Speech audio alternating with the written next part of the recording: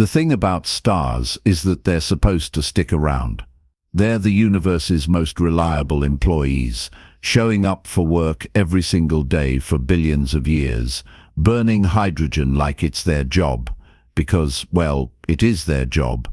They don't just clock out early, they don't call in sick, and they certainly don't vanish without so much as a resignation letter. So when Kepler 9847 decided to pull a disappearing act sometime between Tuesday and Wednesday of the Galactic Standard Week, approximately 743 civilizations collectively lost their minds. The detection network of synchronized observatories, a collaboration between species that couldn't agree on literally anything else, caught it first. One moment, there was a perfectly ordinary G-type main sequence star, minding its own business in the Cygnus arm of the galaxy. The next moment, there was nothing. Not a black hole, not a neutron star, not even a particularly dense cloud of cosmic dust. Just empty space where several trillion tons of burning plasma used to be. The Vrex Concordat, who prided themselves on having mapped every photon in their sector, immediately called an emergency session. The Xinthian Collective, who considered themselves the galaxy's foremost experts on stellar mechanics, spent 6 hours running diagnostics on their equipment before accepting that their instruments were working fine, and reality was the thing that had broken. The Kelith Dominion, ever practical, simply added star theft to their list of possible war crimes and started drawing up sanctions. Humans, who'd only been part of the galactic community for 70 years and were still figuring out which bathroom to use at intergalactic rest stops, mostly just wondered what all the fuss was about. Within 48 hours, the Accusations started flying faster than light-speed particles through a super collider. The Vrex blamed the Xinthians for developing illegal stellar manipulation technology. The Xinthians blamed the Kelith for having the audacity to exist near their territory. The Kelith blamed a rogue faction of the Oryx Empire, who blamed the Crystalline Communes, who blamed the Methane Breathers Alliance, who blamed everyone else because methane breathers are apparently very paranoid as a general rule. The galactic networks exploded with conspiracy theories. Some claimed the star had been weaponized and transported to a pocket dimension. Others insisted it was proof of a reality-eating entity from outside normal space-time.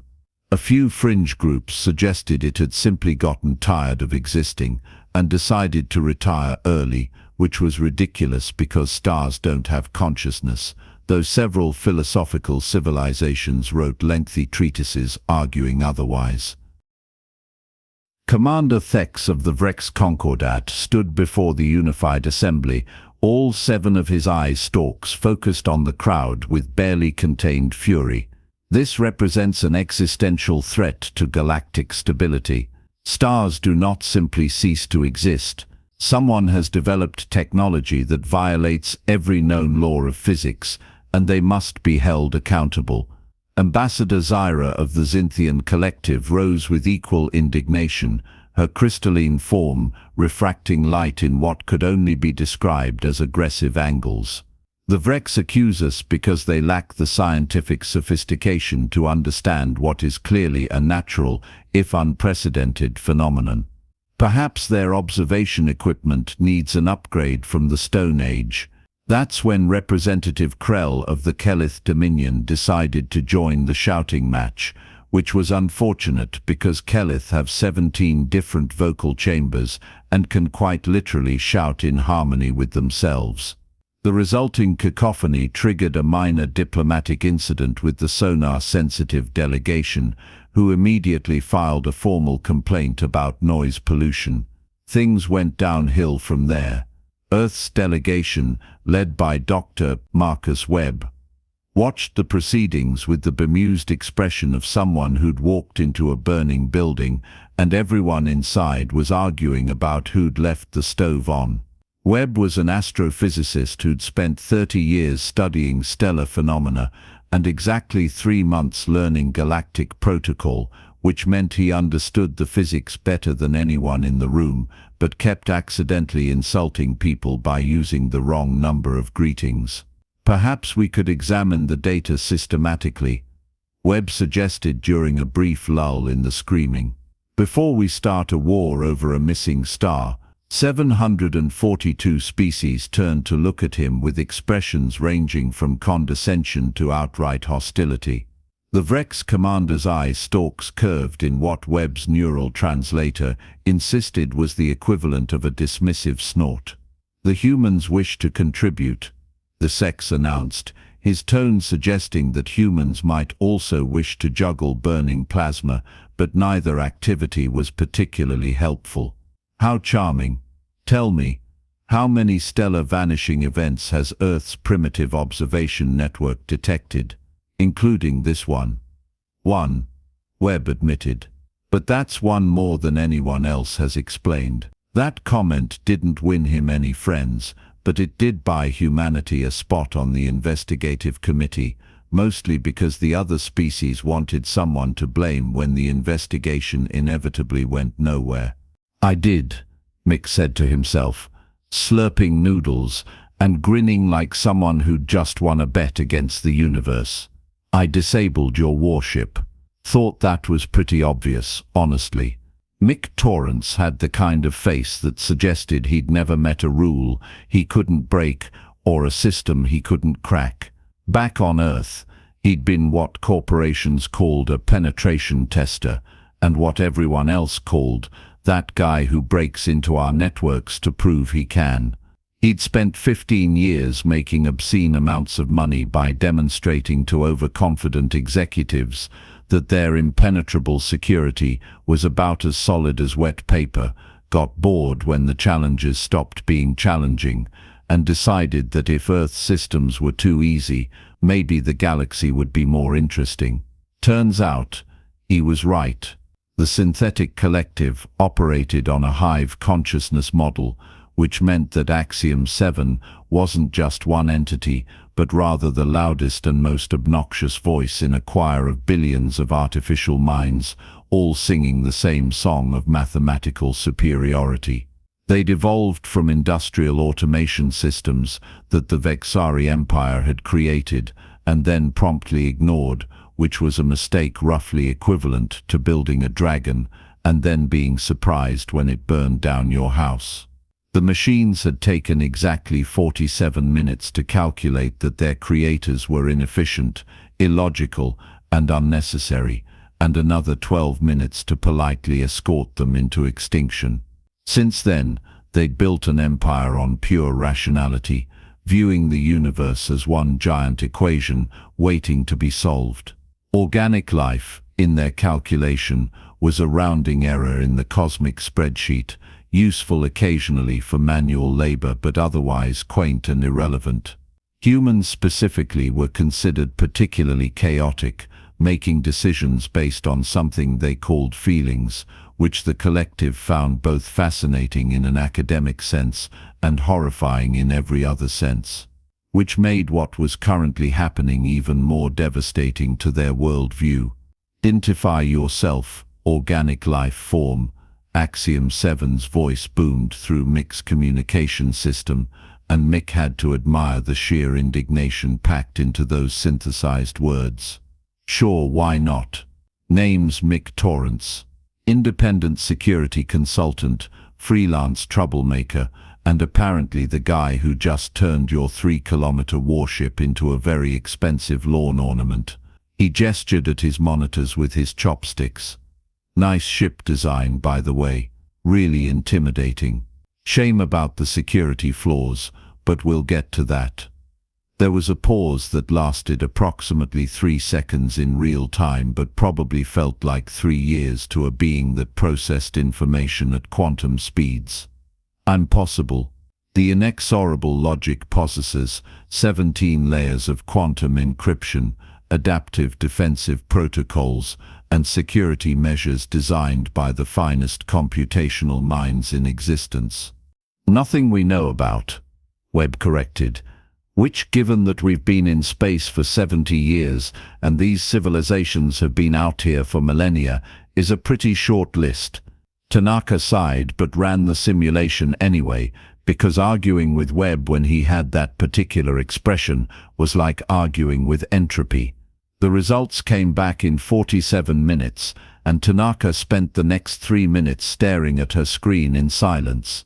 "You're not going to believe this," she finally said. "I've watched 700 civilizations go to war over a missing star," Webb replied. "My belief calibration is completely broken. Try me. The star isn't gone. It's just pointed the wrong way." Webb blinked. "Stars don't have a wrong way. They emit light in all directions. That's literally what being a star means. Not this one. Look at the data. 14 months ago there was a massive coronal mass ejection. Nothing unusual happens all the time. But this one was different. It triggered a cascade reaction in the star's magnetic field that essentially turned the entire stellar output into a directed beam. The star is still there, still burning, still doing its job. It's just pointing all its energy in one very specific direction that doesn't include us." Webb leaned over to look at the simulation. Sure enough, there it was. Kepler 9847, alive and well, beaming several trillion watts of energy into deep space like the universe's most powerful laser pointer. The odds of a natural occurrence creating such a perfectly directed beam were astronomical, which was saying something given the context. "So the star didn't vanish," Webb said slowly. "It just turned around." "Basically, yes. And in about 600 years, the beam is going to sweep back in our direction, and everyone's going to feel really stupid." 600 years, give or take a century. Stellar rotation periods are tricky. Webb sat back in his chair and started laughing, the kind of exhausted, slightly unhinged laughter that comes from watching the entire galaxy tear itself apart over what amounted to a cosmic lighthouse pointing the wrong direction. "We need to tell someone," Tanaka said. "Oh, absolutely. I'm sure they'll stop shooting each other immediately once we explain that the star they're fighting over didn't actually vanish. It just turned its back on us like a disappointed parent." "Marcus, I'm serious. We need to broadcast this to everyone simultaneously, because if we tell one faction first, they'll either suppress the information or claim we're working for their enemies." Getting the attention of 743 warring civilizations turned out to be surprisingly easy. Webb simply hacked into the emergency broadcast network, which was technically illegal, but also seemed like a minor concern compared to galactic extinction, and transmitted their findings on every channel simultaneously. The silence that followed was profound. Battle fleets, mid-engagement, suddenly stopped firing. Commanders, in the middle of impassioned speeches about honor and vengeance, trailed off awkwardly. Diplomats, drafting strongly worded ultimatums, quietly deleted their documents.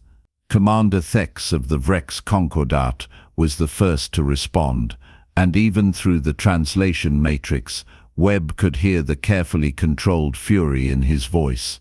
"You're telling us that we've been at war for 9 days because a star rotated.